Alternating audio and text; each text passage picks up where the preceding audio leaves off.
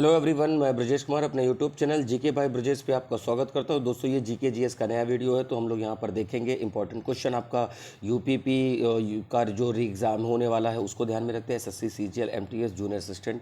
तो चलिए शुरू करते हैं। जो क्वेश्चंस हैं उनको हम डिस्कस करेंगे, साथ में उनका एक्सप्लेनेशन देखेंगे जहाँ जिस क्वेश्चन में रिक्वायरमेंट होगी। और उम्मीद है कि आपने प्रीवियस वीडियो जरूर देख लिए होंगे, क्योंकि प्रीवियस वीडियो में मैंने ऐसी चीज़ें कराई हैं जो आपका लगातार कवर हो जाएगा। तो चलिए शुरू करते हैं। पहला प्रश्न है कि इलाहाबाद में कुंभ मेले का आयोजन किस राजा ने शुरू किया था। तो देखिए यहाँ पर ये जो हर्षवर्धन ने शुरू किया था। तो देखिए कुंभ और महाकुंभ जो होगा, महाकुंभ जो होता है मेन वो तो 12 साल पे लगता है, ठीक है।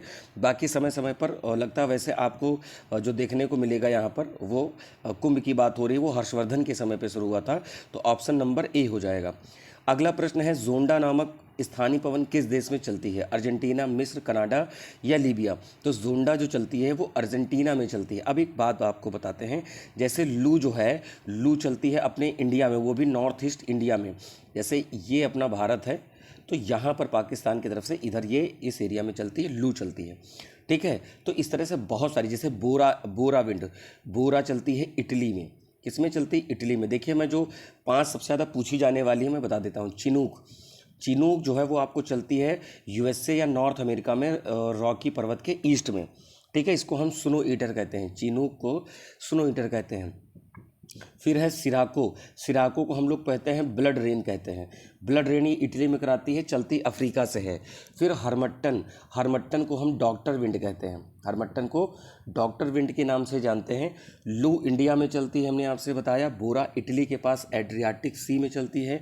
फिर आपको एक मिलती है फॉन, फॉन जो है वो चलती है स्विट्जरलैंड पे, आल्प्स पर्वत के नॉर्थ पे। आल्प्स पर्वत है उसी के नॉर्थ में चलती है आपकी फॉन। और फॉन को क्या बोलते हैं कि फॉन जो है वो अंगूर की खेती को जल्दी पकाने में मदद करती है। तो ये पूछी जाती हैं। सिराको हो गया, हरमट्टन हो गया, हरमट्टन को हम डॉक्टर विंड कहते हैं, अफ्रीका के गिनी तट के पास ये ऐसा बोलते हैं। तो ये 4-5 नाम इंपॉर्टेंट है, और बाकी क्वेश्चंस भी ऐसे अगर आएंगे तो मैं उसका पूरा डिटेल बता दूंगा। इसमें से कौन सी गर्म जलधारा नहीं है?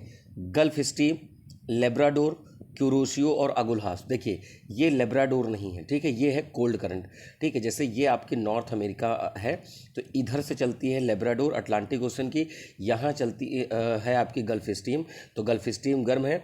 फिर आपको पैसिफिक ओशन में अगर हम बात करें, तो पैसिफिक ओशन की बात करें, ये जैसे रूस है, जापान है, तो यहाँ चलती है क्यूरोशियो। और मेडागास्कर जो है, मेडागास्कर के पास चलती है अगुलहास, अफ्रीका और मेडागास्कर के बीच में चलती है अगुलहास। तो इस तरह जलधाराएं पूछी जाती हैं। जो आपका एक क्वेश्चन जो है लगभग इससे रहता है कि कैसी जलधारा है, ठीक है।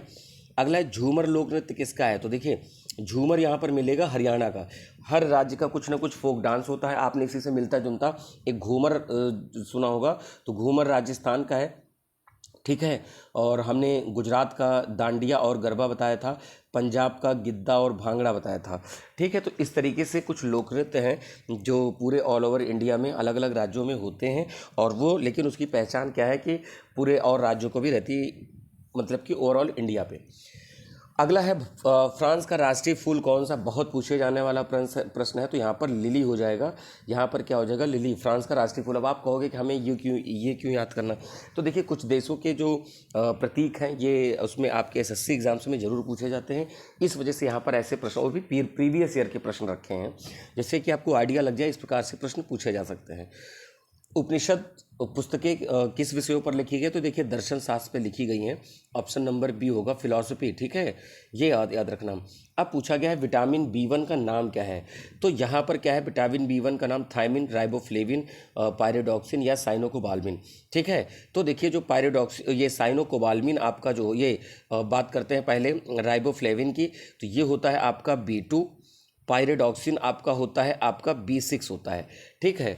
और जो थाइमिन है आपका, ठीक है, और साइनोकोबाल्मिन B12 है, और B1 थाइमन है, ठीक है, थाइमिन। तो B1 हो गया थाइमिन, B2 होगा राइबोफ्लेविन, और B6 हो गया पायरिडॉक्सिन, और साइनोकोबाल्मिन हो गया यहाँ पर आपका B12 हो गया। तो बट इसी तरीके से कुछ और भी हैं, तो यहाँ पर हम बता दें, यहाँ आंसर तो थाइमिन हो गया, ठीक है। जैसे मैं बता दूँ विटामिन ए, विटामिन ए का नाम है रेटिनॉल, आप ऐसे लिख लीजिएगा। B1 का नाम है थाइमिन, B2 का नाम है राइबोफ्लेविन, और आपसे हम बात करें कि B3 का है और नियासिन या निकोटिनिक अम्ल कहते हैं उसको, नियासिन, ठीक है। और B5 पे आए तो पेंटाथोनिक एसिड है। B6 पे हमने पायराडॉक्सिन आपसे बताया ही है। इसके बाद अगर हम बात करते हैं जो मेजर विटामिन की, इसको मिटा देते हैं, आप उम्मीद है कि लिख लिए होंगे। फिर अगर हम बात करें B9 की, क्योंकि बी में ही ज़्यादा है, B9 में आप बोलते हैं फोलिक एसिड जो फेमस है, ठीक है। B12 साइनोकोबाल्मिन बताया है। और विटामिन C को एस्कॉर्बिक एसिड बोलते हैं। D को कैल्सीफेरॉल बोलते हैं। विटामिन E को टोकोफेरॉल बोलते हैं, ठीक है। और विटामिन K को बोलते हैं फिलोक्विनोन या नेफ्थोक्विनोन। विटामिन को फिलोक्विनोन और नेफ्थोक्विनोन। इस तरीके से ये मैंने आपको जितनी भी विटामिन है आपको बता दिया। और एक चीज़ और बताते हैं, ठीक है। B और C वाटर सोल्यूबल हैं और KEDA कीड़ा जो है पानी में नहीं घुलेगा, ऐसे याद कर लीजिएगा। तो विटामिन KE और DA ये फैट सोल्यूबल हैं, ठीक है, फैट सोल्यूबल हैं। तो ये उम्मीद है कि चीज़ें आपको याद हो जाएंगी। B और C वाटर सोल्यूबल है और कीड़ा यानी विटामिन KEDA ये फैट सोल्यूबल है। तो उम्मीद है ये बातें आपको समझ में आ गई होंगी। किताबुल उल हिंद के लेखक कौन हैं? अबू सईद अबुल फजल फिरदौसी या अलबरूनी। तो यहाँ पर लेखक है कौन? अलबरूनी। देखिए किताबों से रिलेटेड आपको नाम बहुत पूछे जाएंगे। जब आप हिस्ट्री उठा के देखेंगे तो बहुत सारी किताबें, और मैंने ग्रुप पर भी डाला था, अगर आप वहाँ से लगातार जुड़े हुए हैं तो आपको ज़रूर पता चलेगा। आप वहाँ से ज़रूर देखें, क्योंकि मेरा पूरा प्रयास है कि आपकी चीज़ें कवर हों और वहाँ से देखें, ठीक है। तो बाकी मैं जो मेरे को लिस्ट मिलेगी और भी ग्रुप पर डाल दूंगा, बट वहाँ से आप देखिए मैंने पूरी लिस्ट डाल रखी है। चलिए अगले प्रश्न की तरफ बढ़ते हैं। कौन सा अनुच्छेद केंद्र सरकार के द्वारा राज्यों को सहायता अनुदान से संबंधित है? 270, 280, 75 या 65? तो 275 है यहाँ पर, जो केंद्र द्वारा राज्यों को सहायता दी जाती है। देखिए आपको अलग अलग चीज़ें मिलती हैं, बट आपको एक आर्टिकल याद रखना है 280 में फाइनेंस कमीशन है। प्रेसिडेंट क्या करते हैं? प्रत्येक 5 वर्ष पर इसका गठन करते हैं, ठीक। और ज़रूरत पड़ने पर पहले भी 1 हेड होते हैं, 4 इसके मेंबर होते हैं, ठीक। तो 280 क्या करता है? वित्त आयोग रिकमेंडेशन देता है कि भाई राज्यों को कितना धन मिलना चाहिए, ठीक है। तो ये राष्ट्रपति फिर क्या करता है? संसद में रखवाता है, फिर उस हिसाब से उसका वितरण होता है, ठीक। और ट्रिपल ट्रीज किस देश के राष्ट्राध्यक्ष का निवास है?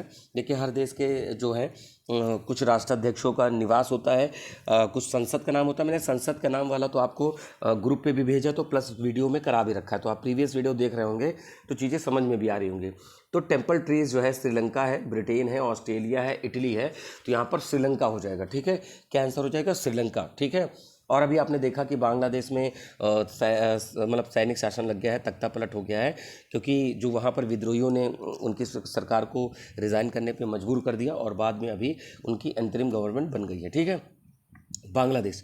अगला है बूमचू उत्सव के मुख्य रूप से किस राज्य में मनाया जाता है? तमिलनाडु, सिक्किम, झारखंड, असम। बूमचू उत्सव तो ये है सिक्किम में। देखिए फेस्टिवल और जो फेयर मतलब मेले और त्यौहार, इनसे संबंधित प्रश्न आते हैं। मैंने कई वीडियो में कई त्यौहार मेले बताए हैं, आप उसको जरूर देखें। अगले प्रश्न की तरफ बढ़ेंगे। गुलाम का गुलाम किसे कहा जाता है? मोहम्मद बिन औसिम, महमूद गजनवी, इल्तुतमिश, कुतुबुद्दीन ऐबक। यहाँ पर इल्तुतमिश को कहते हैं गुलामों का गुलाम, ये बात याद रखिएगा। अगला कौन सा अनुच्छेद उपराष्ट्रपति के चुनाव से संबंधित है? 76, 66, 48 या 40? तो यहाँ पर हो जाएगा 66 हो जाएगा, ये पॉइंट याद रखिएगा। Option number B. देखिए 161 याद रखिए, जो बहुत पूछा जाता है कि प्रेसिडेंट पर इम्पीचमेंट वाला लगता है, जिसको महाभियोग कहते हैं। 52 में आपको प्रेसिडेंट के बारे में मिल जाएगा। आर्टिकल 40 में पंचायतों के गठन की बात है। 48A में इन्वायरमेंट की, मैंने कल ये परसों वाले वीडियो में आपने देखा होगा, लास्ट में मैंने कुछ आर्टिकल भी बता रखे हैं DPSP वाले सारे। तो आर्टिकल 48A में इन्वायरमेंट से संबंधित बात दी हुई है, ठीक है। और आर्टिकल 76 में अटॉर्नी जनरल की बात हो रखी है, जिसको हम महान्यायवादी बोलते हैं, अटॉर्नी जनरल आर्टिकल 76। तो सभी चीज़ें यहाँ पर आपको मैंने बता दी है, चारों ऑप्शन एक्सप्लेन कर दिए हैं। तो एटलीस्ट 4 ऑप्शन से ज़्यादा ही चीज़ें आप सीखते हो, क्योंकि मैं कुछ ना कुछ पॉइंट एक्स्ट्रा बोलता हूँ, तो आप उसको ज़रूर नोटिस किया करें। हेपेटाइटिस किस अंग को प्रभावित करता है? अभी मैंने थोड़ी देर पहले कुछ विटामिन और उससे बताया था कि किस विटामिन को क्या कहते हैं। तो उम्मीद है कि चीज़ें आपको समझ में आई होंगी। और पूछा जा रहा है किस अंग को प्रभावित करते हैं? तो लीवर को करते हैं, ठीक है। तो यहाँ पर लीवर आपके लिए ऑप्शन हो जाएगा ऑप्शन नंबर बी। अगला है कर्पूर मंजरी किसकी रचना है? राजशेखर, भवभूति, सुबंधु, भरत। ये सब बुक मैंने आपको ग्रुप पे डाल रखी हैं। अगर आप लगातार फॉलो कर रहे हैं तो आप ग्रुप पर भी जुड़े, टेलीग्राम ग्रुप पे, जिसकी लिंक डिस्क्रिप्शन में दी हुई है, उसको ज़रूर देखें और वहाँ से आप अपने जो ज़रूरी चीज़ें उसको नोट बनाते जाएँ और आपके एग्ज़ाम में काम आएगा। तो यहाँ कर्पूर मंजरी राजशेखर की लिखी हुई बुक है। अगले तरफ बढ़ते हैं। देश रत्नम उपनाम से किसे जाना जाता है? राजेंद्र सिंह। या फिर यहाँ पर आपसे, अच्छा देखिए, प्रीवियस पे मैं एक चीज़ डिस्कस करना चाहता हूँ, आप थोड़ा सा समय दें। जैसे यहाँ पर कर्पूर मंजरी राजशेखर लिखी बुक है, मैं कुछ नाम पढ़ देता हूँ, आप नोट कर लें, वैसे ही मैं बता रहा हूँ। अश्वघोष बुद्धचरित ने लिखी है, ठीक है। चित्रांगदा, गीतांजलि, विसर्जन, द गार्डनर, ये सब बुक लिखी हैं रविन्द्रनाथ टैगोर ने। कौन कौन से? चित्रांगदा, गीतांजलि, विसर्जन, द गार्डनर, ठीक है। चंडालिका भी इवन इन्हीं की बुक है, रविन्द्रनाथ टैगोर जी की। अगला है 10 कुमार चरितम, अवंती सुंदरी, ये है दंडी की बुक लिखी हुई है, दंडिन। फिर मृच्छकटिकम लिखी हुई है शूद्रक की, मृच्छकटिकम शूद्रक की। शाहनामा लिखी है फिरदौसी ने, ठीक है। और नीति शतक, वैराग्य शतक, भृतहरि, भृतहरि में शतक शब्द आपको मिल जाएगा। साहित्य लहरी और सूर सागर लिखा है सूरदास ने। दाय भाग लिखा है जीमूत वाहन ने। कामसूत लिखा है वात्सायन ने। और कादम्बरी लिखी है बाणभट्ट ने, ठीक है। और अगर मैं बताऊं भारत भारती मैथिली शरण गुप्त, भारत भारती मैथिली शरण गुप्त। तो उम्मीद है कि ये पॉइंट आपको समझ आ रहे होंगे। बुक की लिस्ट तो बहुत लंबी है, बट मैंने यहाँ पर कुछ बताया है। जैसे राजत रंगनी लिखा है कल्हड़ ने, राजत रंगनी कल्हड़ ने लिखा है। अर्थशास्त्र लिखी है चाणक्य ने। कुम्हार शंभव रघुवंशम अभिज्ञान शकुंतलम, ये लिखी है कालिदास ने। गीत गोविंद लिखी है जयदेव ने लिखी है, ठीक है। और जो याद आ रहा, आईने अकबरी और अकबरनामा अबुल फजल ने लिखी है। तो ये आप जरूर लिख लें। जैसे बीजक, रमैनी, सबद, ये कबीर दास ने लिखा है। तो मैं बुक की लिस्ट आपको ग्रुप पे डाल दूंगा, जरूर देखें। अष्टाध्यायी पढ़ने ने लिखी है। और मुद्रा राक्षस विशाख दत्त ने लिखी है। मैंने आई थिंक 20 नाम अप्रॉक्सीमेटली, लगभग 15 से 20 नाम के बीच में बताया होगा।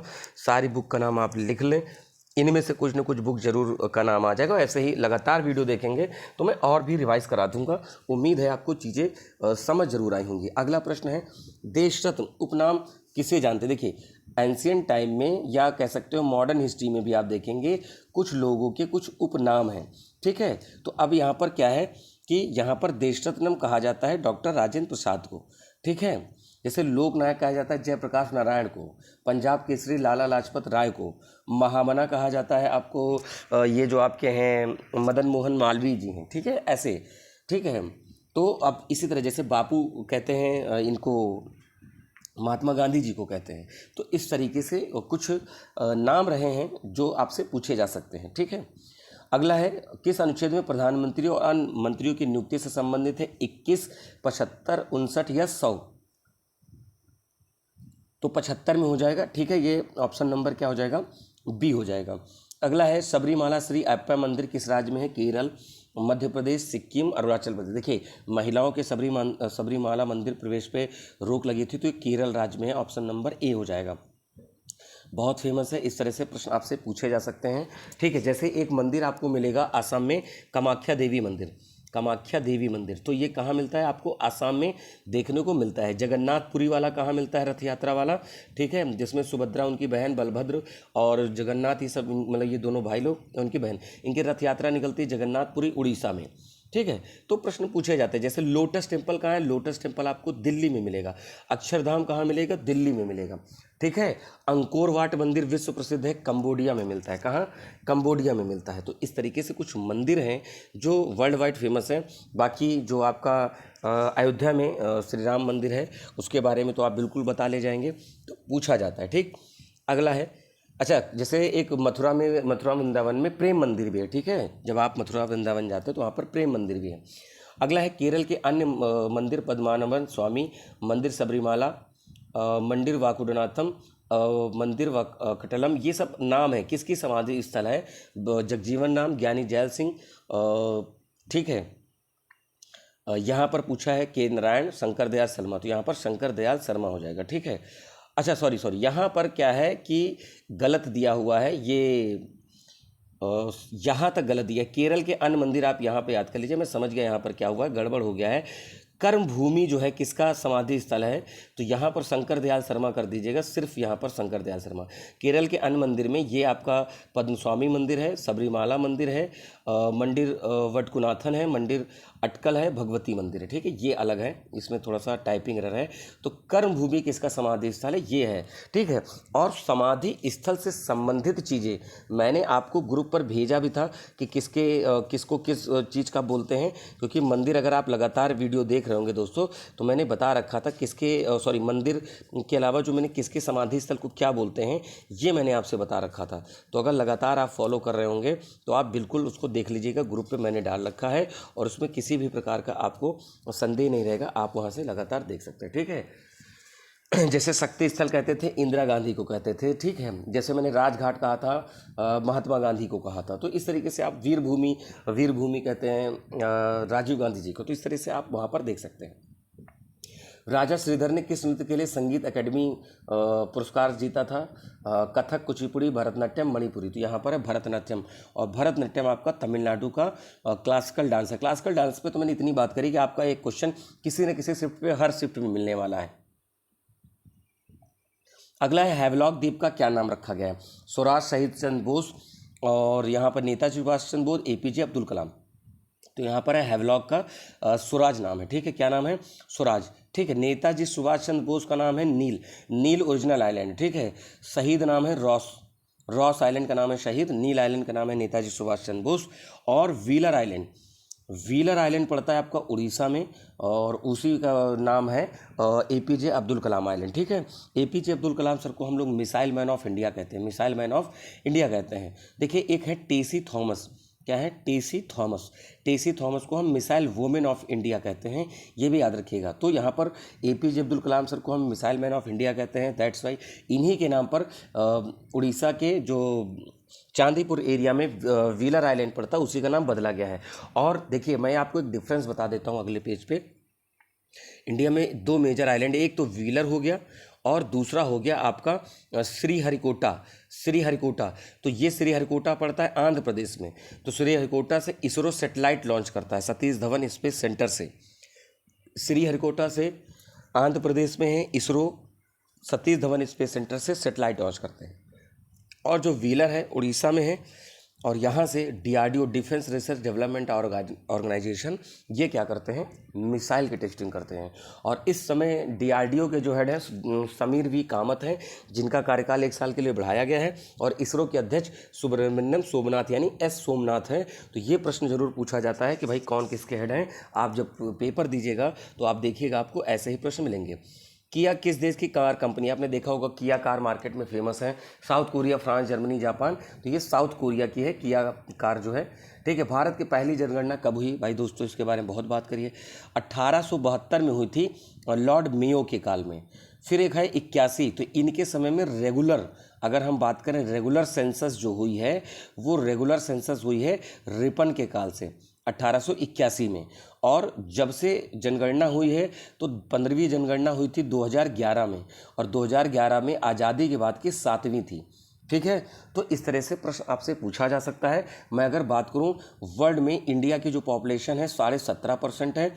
हम लोगों के देश का सेक्स रेशियो 943/1000 है।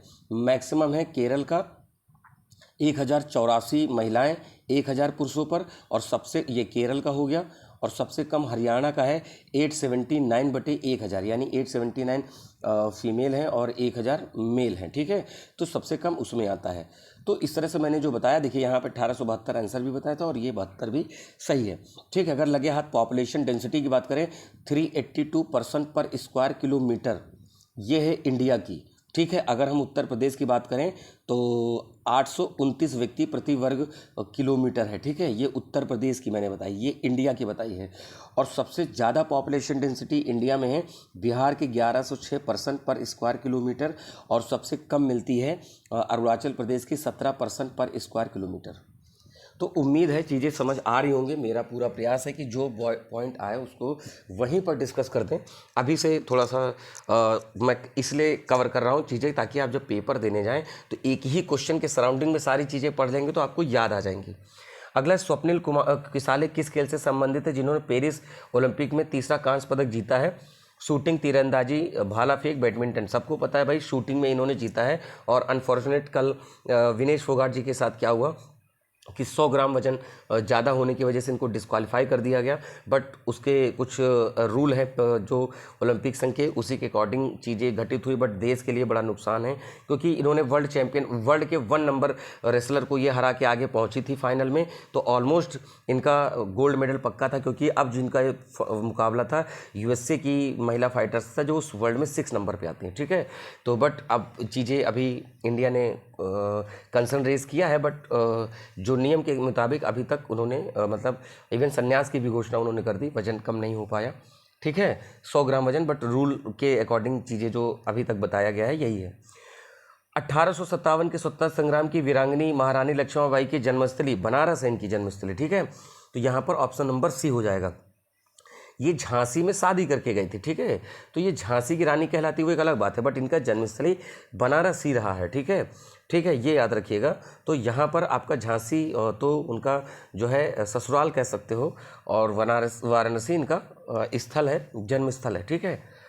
अगला है, किस परिषद में जैन धर्म को 2 भागों में बांटा गया था? यहाँ पर है द्वितीय जैन परिषद, तृतीय जैन परिषद, प्रथम और या फिर फर्स्ट काउंसिल। ये जैन परिषद की बात हो रही है, मतलब जैन धर्म की बात हो रही है। देखिए, जब आप इतिहास पढ़ेंगे, जैन धर्म, बौद्ध धर्म, इसमें सब आपको क्या मिलेगा कि आपको इनके जो वो मिलते हैं मीटिंग्स होती हैं, जिनको आप मीटिंग्स कहते हो। तो ये एंशिएंट टाइम पे मीटिंग भी हुई हैं, ठीक है। चलिए, तो हम यहाँ पर बात करते हैं आगे। देखिए, बौद्ध धर्म में जैसे 1, 2, 3, 4 इस तरीके से हुई, और मैंने आपसे बताया भी था कि कहाँ पर कौन सी बौद्ध संगीति हुई थी या कौन सी जैन में हुई थी, ठीक है। तो ये मैंने ऑलरेडी आपको बता रखा है, फिर भी मैं आपको बता देता हूँ कि जो जैन वाली है, पहली जो हुई थी 310 में हुई थी, ठीक है। और स्थल था पाटलिपुत्र, मैं बता देता हूँ, ठीक है। और इसमें अध्यक्ष थे स्थूलभद्र थे, और शासक चंद्रगुप्त मौर्य थे। तो जैन साहित्यों की रचना हुई थी। और यहाँ पर बात करते हैं, प्रथम जैन परिषद में डिवाइड भी हो गए थे, ऑप्शन नंबर डी हो जाएगा। लेकिन द्वितीय जैन परिषद की बात करें तो वल्लभी गुजरात में हुई थी, ठीक है। देवर्धिगढ़ी या क्षमाश्रम इसके अध्यक्ष थे। शासक का इसमें नाम नहीं मिलता है कि कौन शासक थे उसमें। और यहाँ पर आपको क्या है, विलुप्त जैन ग्रंथ के नए ढंग से निर्धारण और संपादन की बात करी गई थी, ठीक है। और मैंने आपको पहली, दूसरी, तीसरी, चौथी बौद्ध संगीति भी बताई थी। लगे हाथ में बौद्ध संगीति भी बता देता हूँ।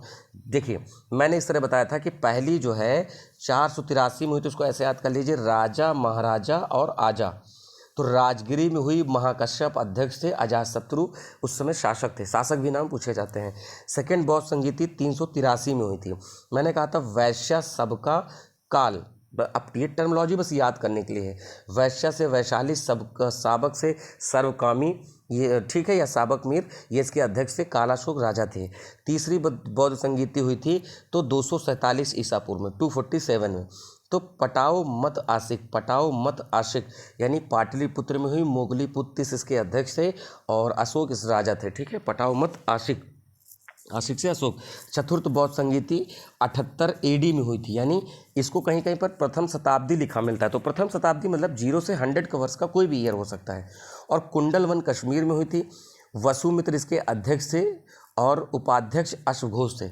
और कनिष्क उस समय राजा था। कौन था? कनिष्क राजा था। तो उम्मीद है याद आ गया होगा, ठीक है। तो ऐसे इसको आप कर लीजिए। राजाओं की घाटी कहाँ? राजाओं की घाटी मिलती है इजिप्ट में। देखिए, ये पूरा अफ्रीका है, अफ्रीका में नील नदी जाती है, और नील नदी इजिप्ट को गिफ्ट ऑफ नाइल रिवर कहते हैं, गिफ्ट ऑफ नाइल रिवर, क्योंकि यहाँ है डेजर्ट, और नदी जब जाती है तो वहाँ पर क्या है कि बारिश वगैरह, पीने का पानी, सिंचाई के लिए सब चीज़ें अवेलेबल हैं, इसलिए उसको हम गिफ्ट ऑफ नाइल रिवर कहते हैं। इजिप्ट में ही पिरामिड मिलते हैं, पिरामिड जो आपने देखा होगा ऐसे, ठीक है। तो पिरामिड भी वहीं मिलते हैं। तो उम्मीद है चीज़ें आपको समझ में आ रही होंगी, ठीक है। अगला बात करते हैं। अगला है कि ज्वालामुखी सक्रियता के द्वारा किस प्रकार की झील बनती है? तो यहाँ पर देखिए, कह रहे हैं लैगून, आलावड़, ज्वालामुखी झील या कास्ट झील। जाहिर सी बात है कि यहाँ पर एक्चुअली यहाँ पर वॉल्केनिक लेक तो कहते हैं, बट जब वॉल्केनो निकलता है तो वॉल्केनो के ऊपर ऐसे गड्ढा हो जाता है। अब इसमें मान लीजिए पानी भर गया, तो इसको बोलते हैं क्रेटर लेक बोलते हैं। Crater lake. और भारत में फेमस क्रेटर लेक जो है वो लैगून और वो लोनार लेक है। क्या है? लोनार लेक कहाँ मिलेगी? महाराष्ट्र के बुल्ढाना ज़िले में मिलेगी, महाराष्ट्र के बुल्ढाना ज़िले में। और ये रामसर साइट भी है। अभी तक भारत में 82 रामसर साइट हैं और ये देखिए ये कभी भी ऐड हो सकती हैं, तो इसलिए भी आप ध्यान रखिएगा कि इसको अपडेट जरूर करें, क्योंकि मान लीजिए हो सकता है कोई 10 दिन बाद वीडियो देख रहा हो सकता है कोई अपडेट जिस दिन डाला है उसी दिन वीडियो देख रहा हो। ठीक है, तो इस तरीके से आपसे पूछा जा सकता है। और मैं आपको एक बात बताऊं, रामसर कन्वेंशन का संबंध इसी से है। रामसर कन्वेंशन का संबंध 1971 में रामसर कन्वेंशन ईरान में हुआ था, तो वो वेटलैंड आर्द्र भूमियों के से संबंधित है। और मैं आपको बता दूं मॉन्ट्रियक्स रिकॉर्ड, तो मॉन्ट्रियक्स रिकॉर्ड का संबंध किससे है? बैड वेटलैंड की लिस्टिंग से है। जैसे IUCN रेड लिस्ट जारी करता है उसी प्रकार मॉन्ट्रियक्स रिकॉर्ड क्या करता है कि जो बेकार से मतलब जिनकी बेकार स्थिति है उन झीलों की लिस्टिंग करते हैं। और 2 फरवरी को वेटलैंड डे मनाते हैं। ठीक है, विश्व आर्द्र भूमि दिवस 2 फरवरी। अगला है हरी खाद किससे प्राप्त की जाती है? घरेलू शाक अपशिष्ट से, तिलहन भूसी से, नया पशु मलमूत्र से, अपघटित हो रहे शिंप पादप से। तो यहाँ पे क्या हो रहा है? अपघटित हो रहे शिंप पादप से हरी खाद की बात हो रही है। ठीक है, क्लियर? तो ऑप्शन नंबर डी हो जाएगा। हालांकि इसमें सभी क्या है कि भाई तिलहन भूसी की टिक्कियाँ हैं तो सारी ऑर्गेनिक ही, बट यहाँ पर ग्रीन की बात हो रही है, तो ग्रीन मशरूम प्लांट्स के जो वो होते हैं उसकी वजह से वहाँ पर उसमें न्यूट्रिशन पावर ज़्यादा होगी। पर्यावरण में क्या शामिल है? कह रहे हैं कि भाई नॉन लिविंग और अबायोटिक फैक्टर्स कहते हैं या बायोटिक फैक्टर दोनों या ऑक्सीजन नाइट्रोजन। देखिए बायोटिक और अबायोटिक दोनों ही फैक्टर शामिल होते हैं, क्योंकि हमारा जो इन्वायरमेंट है दोनों से मिलकर बना हुआ है, ये बात याद रखिएगा। देखिए यहाँ पर क्या है? जलमंडल, स्थलमंडल और मतलब स्थलमंडल से लैंड वाला हो गया और वायुमंडल एटमॉस्फेयर होगा। इन तीनों के बीच में जो कॉमन होता है उसको हम बोलते हैं बायोस्फीयर। क्या बोलते हैं? बायोस्फीयर या जैव मंडल की बात होती है। ठीक है, तो यानी जहाँ जल स्थल वायु तीनों का कॉम्बिनेशन होगा वहीं पर आपका बायोस्फीयर होगा, वहाँ पर चीज़ें रह सकती हैं। उत्तर अमेरिका में शीतोष्ण घास के मैदान को क्या बोलते हैं? इसको क्या बोलते हैं? इसको बोलते हैं प्रेरी घास के मैदान। ठीक है, तो यहाँ पर ऑप्शन नंबर डी हो जाएगा। चलिए मैं यहाँ पर आपको बता देता हूँ। पंपास मिलता है अर्जेंटीना में। ठीक है, अर्जेंटीना में। डाउन्स मिलता है ऑस्ट्रेलिया में। और प्रेरी मिलते हैं नॉर्थ अमेरिका में। स्टेपी मिलते हैं सेंट्रल एशिया में मिलते हैं। ठीक है, तो उम्मीद है कि चीज़ें समझ में आ रही होंगी।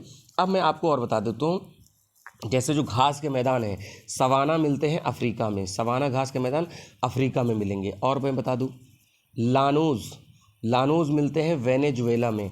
एक होते हैं कैंपोज, तो कैंपोज आपको मिलता है ब्राज़ील में। ठीक है, ये घास के मैदान हैं। और ऑस्ट्रेलिया में डाउन्स हमने बता ही दिया। हाँ, एक घास के मैदान है वेल्ड मिलते हैं साउथ अफ्रीका में। मंचूरियन जो आप खाते हो ऐसा कुछ घास फूस, तो मंचूरियन मिलता है चाइना में मिलता है। ठीक, तो उम्मीद है पॉइंट समझ में आ रहे होंगे। देखिए एक क्वेश्चन से आपने कितनी चीज़ें सॉल्व कर ली। तो मेरा यही प्रयास है कि जब भी चीज़ बताएं तो आपको सारी चीज़ बता दें। ठीक है, अभी थोड़ा सा वॉइस आपको दबी लगेगी, कभी अप कभी डाउन, तो वो हेल्थ इशू की वजह से है। तो उम्मीद है कि आप चीज़ें मैनेज कर रहे होंगे। कमेंट जरूर करें, बताएं कि इन्फॉर्मेशन कैसी लग रही, आप चीज़ें समझ आ रही, स्पीड को लेकर आप कमेंट कर सकते हैं। अगला है was the city of Agra, मतलब सीधी सी बात है, आगरा शहर की स्थापना बहलोल लोदी, फिरोज तुगलक, खिजर खां, सिकंदर। तो ऑप्शन नंबर डी हो जाएगा सिकंदर लोदी। ठीक है, तो इस तरीके से प्रश्न आपसे इतिहास से संबंधित भी पूछे जाते हैं, कौन सा शहर किसने बसाया है। ठीक है, नमक का रासायनिक भाई सोडियम क्लोराइड आप सभी जानते हो, तो यहाँ पर क्या हो जाएगा? ऑप्शन नंबर ए हो जाएगा नमक। ठीक है, सोडियम क्लोराइड। अगला है ग्रेट आर्टिजियन बेसिन, ऑस्ट्रेलिया में है ये। ऑस्ट्रेलिया में एक यूएसए में पड़ती है ग्रेट बेसिन, कंफ्यूज मत होइएगा, मैं क्लियर कर दूं जो आरओ के लोग देख रहे होंगे या पीसीएस के लिए, क्योंकि उनमें बहुत कन्फ्यूजन होगी। ग्रेट बेसिन यूएसए की है, ग्रेट आर्टिजन बेसिन जो है वो ऑस्ट्रेलिया में मिलेगी। ठीक है, तो इस तरह से ये क्या है कि एक प्रकार का ये एरिया है, कह सकते हो थोड़ा डेजर्ट भी है और बेसिन भी एरिया है, इस वजह से ऐसी चीज़ें पूछी जा सकती हैं। ऑस्ट्रेलिया में आपको बताऊँ great Sandy, great Victoria, Simpson हो गया, और आपका ग्रेट सैंडी, ग्रेट विक्टोरिया और आपका ग्रेट आर्टिजन बेसिन। ठीक है, तो इस तरीके से वहाँ पर डेजर्ट मिलते हैं आपको देखने को। ठीक है, तो ऑस्ट्रेलिया के ये कुछ डेजर्ट हैं। अगला है भाई, पहले वित्त आयोग का गठन कब हुआ था? 1950 या 51 में, 52 में या 54 में? तो 1951 में हुआ था। फाइनेंस कमीशन, अभी मैंने बताया था आर्टिकल 280, प्रेसिडेंट साहब क्या करते हैं 5 साल पर क्या करते हैं, फाइनेंस कमीशन नियुक्त करते हैं, जो कर हैं उनका वितरण कैसे किया जाए केंद्र और राज्यों के बीच में, उसका निर्धारण या उसका सुझाव देते हैं। और फिर प्रेसिडेंट क्या करते हैं, पार्लियामेंट में इस रिपोर्ट को रखवाते हैं और उस पर चर्चा होती है। इसमें 5 मेंबर होते हैं, 1 हुड होता है, बाकी 4 सदस्य होते हैं। तो 5 वर्ष पे या जब जरूरत पड़ने पर राष्ट्रपति फाइनेंस कमीशन का गठन कर सकते हैं। आर्टिकल 280 याद रखिएगा। पंडित शिव कुमार शर्मा किसके प्रतिपादक हैं? मेंडोलिन, संतूर, सितार या वीणा? तो यहाँ पर हैं वो संतूर के जो हैं प्रतिपादक हैं। ठीक है, ये प्रश्न ऐसे पूछे जाते हैं। प्रतिवर्ष मूर्ति देवी पुरस्कार किस लिए दिया जाता है? साहित्य, फिल्म, पत्रकारिता या किस संगीत के लिए? तो यहाँ पर लिटरेचर के लिए दिया जाता है। मैं आपसे बताऊँ, लिटरेचर के लिए तो साहित्य का भी दिया जाता है, ज्ञानपीठ का भी दिया जाता है। ठीक है, और एक और दिया जाता है जो आई थिंक मैंने किसी दिन कल या परसों में भी जिक्र किया है, ज्ञानपीठ का हो गया और ये आपका हो गया, मुझे अभी नाम याद आएगा तो मैं बता दूंगा। ठीक है, तो जो लिटरेरी अवार्ड है, मूर्ति देवी भी इसी का है। ठीक है, तो आगे बढ़ते हैं। नोबेल पुरस्कार प्रतिवर्ष कहाँ बांटे जाते हैं? मनीला, स्टॉकहोम, जिनेवा या फिर आपका न्यूयॉर्क में? तो यहाँ पर स्टॉकहोम हो जाएगा, स्वीडन की कैपिटल है, स्वीडन का एक शहर है स्वीडन। ठीक है, अगले प्रश्न की तरफ बढ़ते हैं। फ्रीडम फॉर फ्रॉम फियर पुस्तक किसके द्वारा लिखी गई है? मैंने अभी क्या कहा था, पुस्तक बहुत पूछी जाती हैं। ठीक है, तो यहाँ पर फ्रीडम पूछा है, freedom from fear, Benazir Bhutto, Corazon Aquino, Aung San सूकी, नयनतारा सहगल? तो यहाँ पर आंग सान सूकी जो है ये म्यांमार की एक पॉलिटिशियन है, बट ये किसी विदेशी पर्सन से शादी कर ली थी तो इनकी सिटीजनशिप विदेशी मानी जाती है, इस वजह से यहाँ की कभी प्रेसिडेंट नहीं बन पाई, ये भी याद रखिएगा। अब मैं कुछ बुक के नाम बोल देता हूँ जो बहुत वर्ल्ड वाइड पूछी जाती हैं। Towards a hungry free world, ठीक है, towards a hungry free world, ये MS स्वामीनाथन की बुक लिखी हुई है, जिनको 2024 में भारत रत्न दिया गया है, प्लस वो भारत में हरित क्रांति के जनक भी रहे हैं। ठीक है, एग्जाम वॉरियर नरेंद्र मोदी की बुक है, एग्जाम वॉरियर नरेंद्र मोदी की बुक है। वन अरेंज मर्डर, ठीक है, one arrange murder Chetan Bhagat की है। अमेजिंग अयोध्या नीना राय की बुक है। The brief history of time, बहुत फेमस बुक है the brief history of time, ये स्टीफन हॉकिंग की बुक है। ठीक है, अगला है Indian controversies essays on religion in politics, तो अरुण शौरी की बुक लिखी हुई है। फ्रीडम ऑन फियर मैंने आंग सान सू की बताई। एक और मैं बताता हूँ, बहुत फेमस राइटर है सलमान रुश्दी, सैटेनिक वर्सेस और मिडनाइट चिल्ड्रन सलमान रुश्दी की बहुत फेमस बुक है, पूछा जाता है। और मैं एक बात बताता हूँ, एक कपिल देव जी की बुक जो है straight from the heart Kapil Dev की बुक है। और my country my life Lal Krishna Advani की है, my country my life Lal Krishna Advani की बुक है। और भी आपको मैं फेमस बुक बता सकता हूँ, बट यहाँ पर क्या है कि बहुत लंबी लिस्ट हो जाएगी, तो इसको मैं ग्रुप पे डाल सकता हूँ, और ग्रुप पे डाल दूंगा, तो वो आप वहाँ से ज़रूर देखिएगा, क्योंकि मेरा प्रयास है कि आप जब भी पढ़ें तो चीज़ों को ज़्यादा से ज़्यादा आत्मसात करने की कोशिश करें। 1984 बुक किसकी लिखी हुई है? J.M. Barrie, Walter Scott, George Orwell या थॉमस हार्डी? तो यहाँ पर जॉर्ज ऑरवेल की बुक लिखी हुई बुक है 1984। अगला प्रश्न है, अच्छा, बुक के नाम की अगर हम बात करें दोस्तों, बहुत सारी पूछें, जैसे ऑन कंट्रडिक्शन माओ से तुंग की बुक है। ठीक है, मदर इंडिया कैथरीन मियो की बुक लिखी, बहुत फेमस है मदर इंडिया, आपने मदर इंडिया मूवी भी देखी होगी, मदर इंडिया कैथरीन मियो। ठीक है, war and peace Leo Tolstoy की लिखी हुई बुक है। ठीक है, the nature of mass poverty J.K. Galbraith की बुक लिखी हुई है। तो इस तरीके से कुछ लिस्ट है, आपको ऐसे और भी बुक के नाम हम बताते रहेंगे। ठीक है, चलिए अगले प्रश्न की तरफ बढ़ेंगे, क्योंकि वीडियो बहुत लंबा हो गया है और मैं 50 से 60 क्वेश्चन का मैं टारगेट रखता हूँ। गुप्त राजाओं के शासनकाल के दौरान चीनी यात्री फाहियान ने भारत का दौरा किया।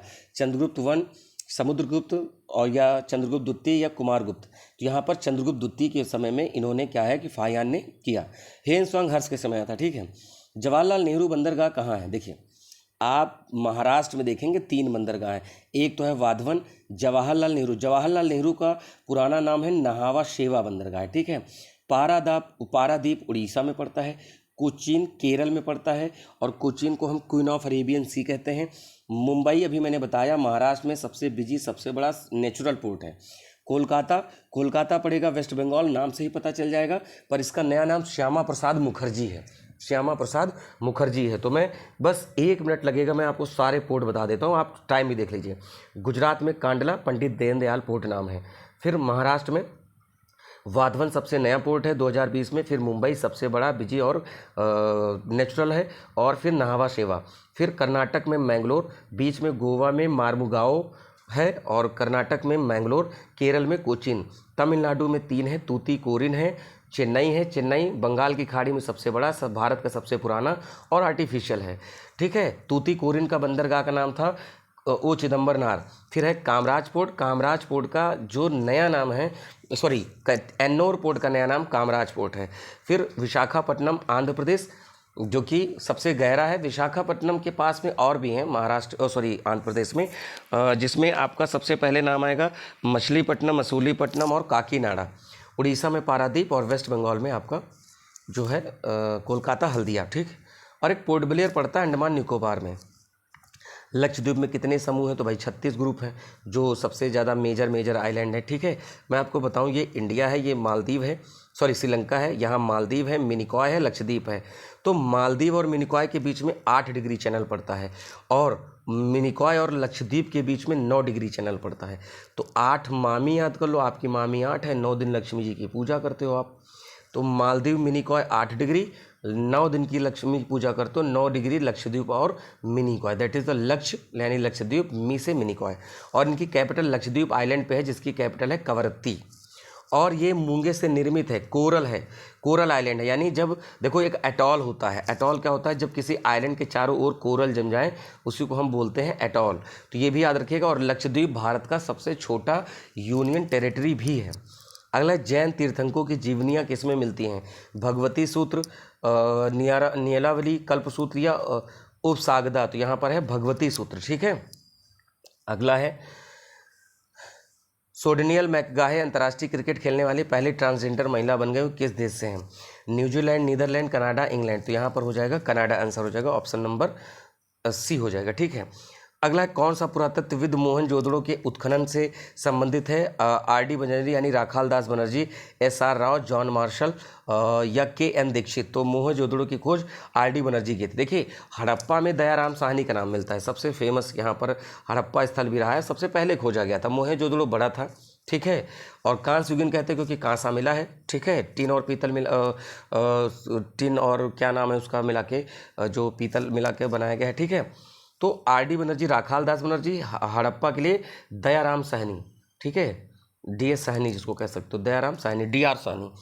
रामबन सुलाई शहद किस राज्य का जीआई टैग है? जीआई टैग पे मेरी एक पुरानी वीडियो पड़ी होगी, जनवरी फरवरी मंथ की, देख लीजिएगा। जिस राज्य के जितने जीआई टैग हैं, आप जीआई टैग सर्च करिएगा, आपको मिल जाएगा। ठीक है, छत्तीसगढ़, जम्मू कश्मीर, अंडमान निकोबार या तेलंगाना। तो यहाँ पर है जम्मू कश्मीर, रामबन जगह भी है ना वहाँ पर, तो सुलाई शहद वहीं पे है। जैसे भारत में सबसे पहले जीआई टैग मिला था दार्जिलिंग की चाय को। ठीक है, फिर आपको देखा होगा बहुत सारे, जैसे आपको शाहपुर लीची है ना, मधुबनी पेंटिंग बिहार का, शाहपुर खाजा बिहार का, है ना। तो इस तरीके से तमाम जगहों पे जीआई टैग मिले हैं। भारत का राष्ट्रपति किसका अंग है? देखिए, हमारे आर्टिकल 79 में है संसद का गठन की बात हुई है। ठीक है, इसके 3 पार्ट होते हैं। पहला है प्रेसिडेंट, आर्टिकल 52, फिर है राज्यसभा आर्टिकल 80, लोकसभा आर्टिकल 81। ठीक है, तो ये याद रखिएगा। अगला है संघ लोक सेवा आयोग रिपोर्ट किसको प्रस्तुत करता है? राष्ट्रपति, संसद, लोकसभा, राज्यसभा। तो ये राष्ट्रपति को देते हैं, फिर वो संसद के पटल पे कराते हैं। संघ लोक सेवा आयोग आर्टिकल 315 यूपीएससी है। ठीक है, और वहीं पर एक आर्टिकल 312 आता है all India services, Akhil Bharatiya सेवाएं। बहुत पूछा जाता है भाइयों, इसलिए मैंने यहाँ पर आपको बता रखा है, आप जरूर नोट करें, किसी भी प्रकार से किसी चीज़ को मिस न करें। वीडियो लंबा है बट आप इसको जरूर देखें, क्योंकि आपको यहाँ पर काम की चीज़ मिलने वाली है। अगला है नीति निर्देशक सिद्धांतों में कौन सा सही है? तो देखिए, सकारात्मक, नकारात्मक, न्यायोचित या कोई निषेध नहीं। तो सकारात्मक निषेधाज्ञा है। ठीक है, अब इसका क्या मतलब है भाई? देखो, ऐसा है ना कि आपको डीपीएसपी की बात हो रही, directive principle of state policy not policy है। तो 4 में नीति निर्देशक सिद्धांत जो है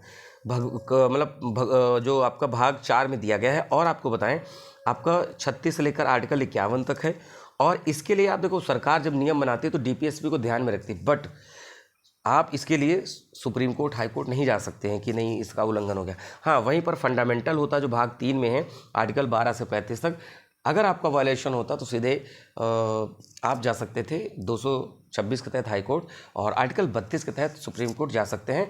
और आर्टिकल 32 को हम कॉन्स्टिट्यूशनल रेमेडीज़ के नाम से जानते हैं, जिसको हम संवैधानिक उपचार के नाम से जानते हैं। ठीक है, तो दोस्तों ये आपके यहाँ पर डेली के 50 क्वेश्चन हो गए। और ठीक है, तो उम्मीद है चीज़ें समझ में आई होंगी। वीडियो थोड़ा सा आज का लंबा रहा, बट आपने चीज़ें देखा होगा कि केवल 50 क्वेश्चन नहीं, साथ में मैंने इतनी चीज़ें डिस्कस कर दी हैं कि आपको काफ़ी चीज़ें और भी एक्स्ट्रा मिली होंगी। तो दोस्तों नए वीडियो हम लोग ऐसे ही और प्रश्न को लेकर आएंगे। लगातार प्यार देने के लिए थैंक यू।